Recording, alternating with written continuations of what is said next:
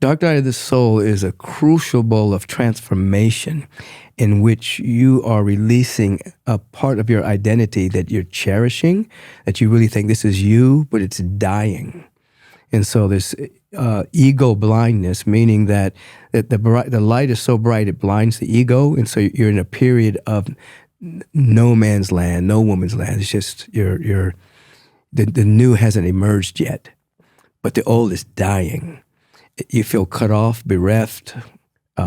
It's nasty, It's but you have to walk through that door. Some people can do it dramatically. Some people do it incrementally. Like if you get on the spiritual path, there's going to be parts of you that you cherish that are going to die because they're not you. You inherited them. You created them to survive in the world. But when they begin to die and the new hasn't emerged yet, it's very dark.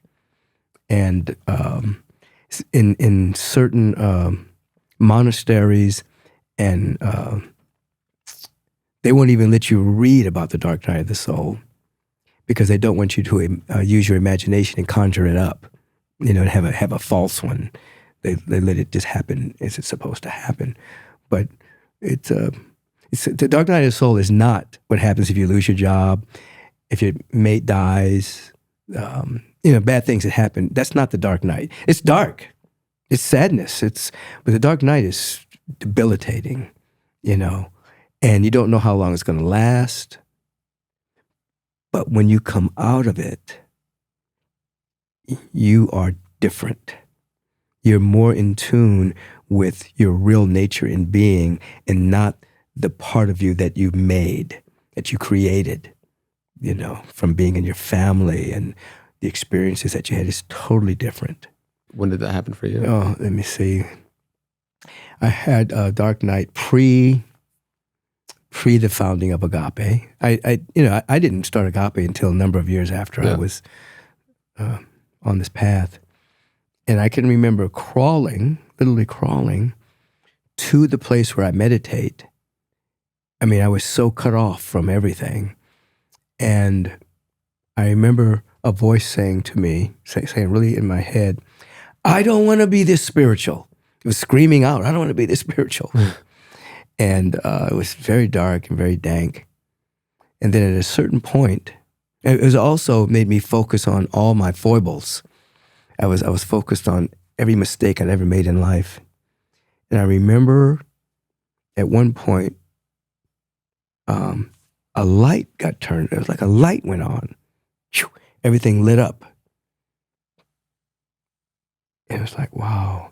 And I realized, and I got a chance to see myself the way I was being seen by the universe, which was light and magnificent.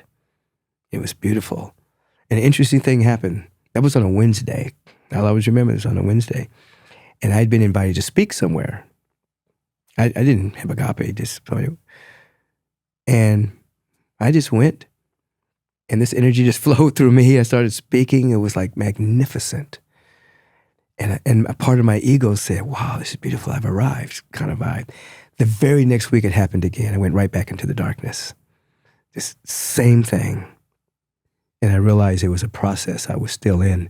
And eventually I passed through it, and I was more me than before. It really seems like at that time you're just in the depth of like the soil and a new seed is being planted, but you can't see it emerging yet. You just have to have trust in that faith. It's dark. It's the void of creation. It's deep. It's dark, but the sense of separation is so real, because it takes away everything you believed. You can't live on your belief, but when you come out of it, it's not belief anymore. It's like you know something. If you're going to school and your professor says to you, or your teacher says 2 + 2 is 4, you believe. Yeah, and you can 2 + 2 is 4. Yeah, you go home and recite it to your mother and everything. But at a certain point, you have to actually know what that means, beyond belief. So when you go through the dark night, your beliefs get so challenged. But when you come out of it, you actually know something, and it's unshakable. It's unshakable. The presence for me, it's just real. It's not something I read about in a book, it's real. Would you say true wisdom born out of that experience is like completely different than knowledge that's accumulated? Like, you feel like wisdom really comes out of that time? Yeah, I mean, there's things that your memory can hold on to in terms of intellectual things, but there's two aspects of who you get wisdom from. One is going through an experience and actually coming out and knowing something. It's actually three levels. The next level you get it from is there are people that have walked the planet that have impacted the noosphere, the mental atmosphere of the planet. That energy is still there, and you can catch it. You can sit and you can contemplate and become inspired by it. And then thirdly, you can catch insight. When you meditate, you can actually have an insight. An insight is an event that takes place in your consciousness where you suddenly or incrementally know something you formerly believed. So you're actually sitting for an insight.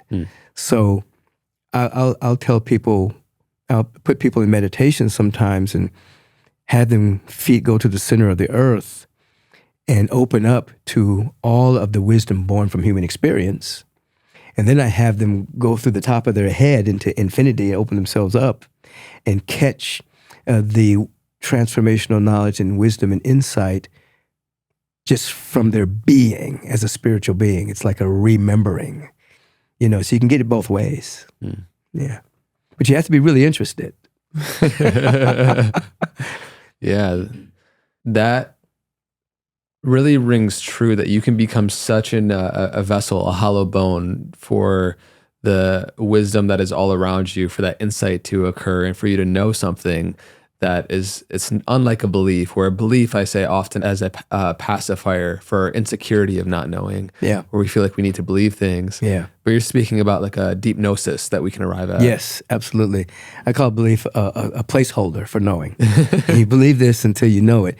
So what a true belief does, it gives you a direction for practicing. So you practice your belief until insight occurs, and then you know it. And you can't take it. You can't. It's there forever if you really know something.